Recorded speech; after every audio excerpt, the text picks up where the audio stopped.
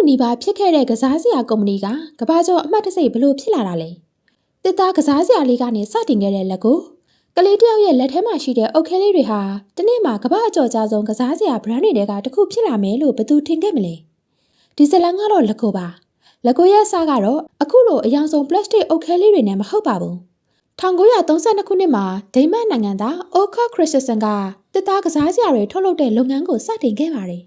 ်အဲ့ဒီချိန်မှာသူ့ရဲ့လုပ်ငန်းကကြီးမားတဲ့ကုမ္ပဏီမဟုတ်ပါဘူး။တစ်သားကစားစရာလေးတွေကိုအရေးသွေးကောင်းကောင်းနဲ့ထုတ်လုပ်ပြီးရောင်းချနေတဲ့မိသားစုလုပ်ငန်းလေးတစ်ခုပါ။ Let go ဆိုတဲ့နာမည်ကိုလည်း Daymas က Let go ဆိုတဲ့စကားကနေဆင်းသက်လာတာဖြစ်ပြီးအတိတ်ဘက်ကကောင်းကောင်းကစားပါဆိုတဲ့အတိတ်ပဲပါ။ဒါပေမဲ့ Let go ရဲ့ခီးလန်ကအမြဲတမ်းအောင်မြင်နေခဲ့တာမဟုတ်ပါဘူး။စီးပွားရေးအခက်အခဲတွေရှိခဲ့တယ်။မီးလောင်မှုတွေဖြစ်ခဲ့တယ်။ဈေးကွက်အပြောင်းလဲတွေနဲ့လည်းရင်ဆိုင်ခဲ့ရပါတယ်။နောက်ပိုင်းမှာလက်ကိုဟာတစ်သားကစားစရာတွေကနေပလတ်စတစ်ကစားစရာတွေစီတဖြည်းဖြည်းပြောင်းလဲလာပါတယ်။အဲဒီအချိန်မှာတော့လက်ကိုရဲ့အရေးကြီးဆုံးအရာတစ်ခုပေါ်ပေါက်လာပါတယ်။လက်ကိုဘရက်အုတ်ခဲလေးတွေကိုတစ်ခုနဲ့တစ်ခုချိတ်ဆက်ပြီးအဆောက်အအုံကလူပုံနဲ့မိမိစိတ်ကူးတွေကအရာတွေကိုတိစောက်နိုင်လာပါတယ်။ဒီယူဆကရုပ်ရှိပေမဲ့အလွန်ထူးခြားပါတယ်။ကစားစရာတစ်ခုကကလေးကိုဘာလို့ရမယ်ဆိုပြီးအမိန့်ပေးတာမဟုတ်ပါဘူး။ကလေးကိုကိုယ်တိုင်စိတ်ကူးရင်ပြီးဖန်တီးခွင့်ပေးတာပါ။ဒီချက်ကလက်ကိုရဲ့အောင်မြင်မှုရဲ့အခြေခံအုတ်မြစ်ဖြစ်လာပါတယ်။ဒါပေမဲ့လက်ကိုဟာအနာဂတ်မှာပြိုလဲလို့နေပါဖြစ်လာမယ်ဆိုတာကိုတော့အဲ့ဒီချိန်မှာဘယ်သူမှမသိခဲ့ကြပါဘူး။လက်ကိုရဲ့အကြီးမားဆုံးအကျက်တဲ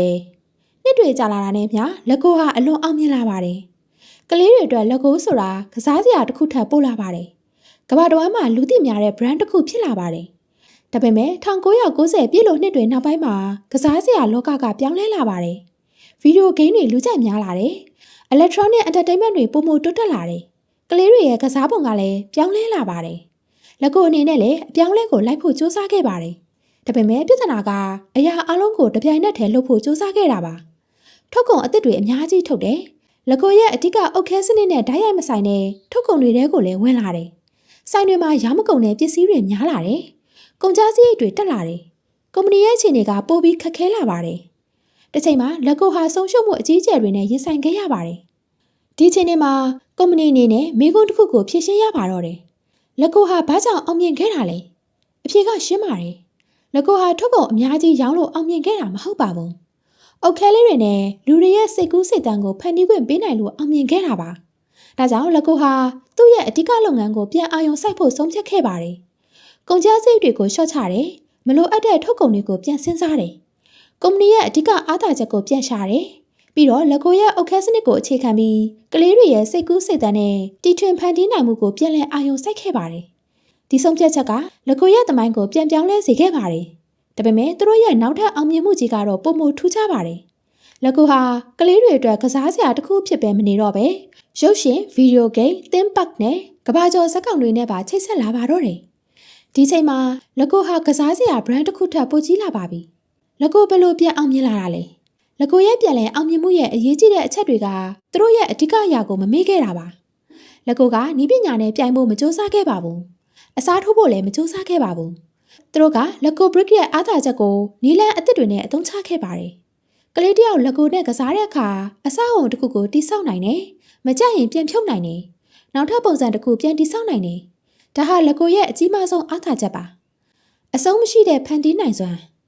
နောက်ပိုင်းမှာလက်ကိုဟာရုပ်ရှင်တွေဗီဒီယိုဂိမ်းတွေနဲ့လည်းပူးပေါင်းလာပါတယ်။လက်ကိုရဲ့ပတ်သက်တဲ့ဇာတ်ကောင်တွေဇာတ်လမ်းတွေပေါ်လာပါတယ်။ဒီလိုနဲ့ကလေးတွေအပြင်လူကြီးတွေလည်းလက်ကိုကိုစိတ်ဝင်စားလာကြပါတယ်။အခုဆိုရင်လက်ကိုဟာကလေးတွေအတွက်ကစားစရာတစ်ခုတည်းမဟုတ်တော့ပါဘူး။လူကြီးတွေစုဆောင်းတဲ့ collectible ဖြစ်လာတယ်။အနုပညာနဲ့ဒီဇိုင်းအတွက်အသုံးပြုကြတယ်။အိမ်မှာအလှဆင်ဖို့အသုံးပြုကြတယ်။အင်ဂျင်နီယာနဲ့နည်းပညာအတွေးခေါ်တွေကိုကလေးတွေသင်ယူနိုင်အောင်လည်းအသုံးပြုကြပါတယ်။ဒီလိုနဲ့လက်ကိုဟာပြိုလဲလို့နေပါဖြစ်ခဲ့တဲ့ကုမ္ပဏီတစ်ခုကနေကမ္ဘာ့အကျော်ကြားဆုံးကစားစရာ brand တွေကတစ်ခုအဖြစ်ပြန်လည်ရပ်တည်နိုင်ခဲ့ပါတယ်။လက်ကိုရဲ့သင်ခန်းစာကတော့လက်ကိုရဲ့ဇာတ်လမ်းကစီးပွားရေးလုပ်ငန်းတိုင်းအတွက်အရေးကြီးတဲ့သင်ခန်းစာတစ်ခုပေးပါတယ်။အောင်မြင်နေတဲ့အချိန်မှာကိုယ့်ရဲ့အဓိကအားသာချက်ကိုမမေ့သင့်ပါဘူး။တခါတလေကုမ္ပဏီတွေဟာကြီးထွားလာတာနဲ့အမျှအရာအလုံးကိုလှုပ်ချင်လာကြပါတယ်။ထုတ်ကုန်တွေပိုများလာတယ်။လုပ်ငန်းတွေပိုများလာတယ်။ဒါပေမဲ့အဲ့ဒီအရာတွေကြောင့်ကိုယ့်ကုမ္ပဏီရဲ့အဓိကအင်အားကိုမြင့်သွားနိုင်ပါတယ်။လက်ကိုကတော့အခက်အခဲကြုံလာတဲ့အချိန်မှာ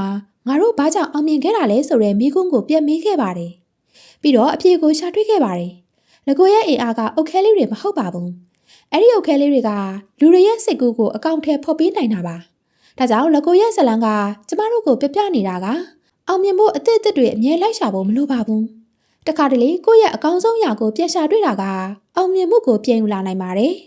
လက်ကိုဟာကစားစရာအုတ်ခဲလေးတစ်ခုဖြစ်ပေမဲ့သူ့ရဲ့နောက်ွယ်မှာတော့စိတ်ကူးစိတ်တန်အမားတွေကနေတင်ယူမှုနဲ့ပြန်လည်ရပ်တည်နိုင်မှုဆိုတဲ့ကြီးမားတဲ့စီးပွားရေးသင်ခန်းစာတစ်ခုရှိနေပါတယ်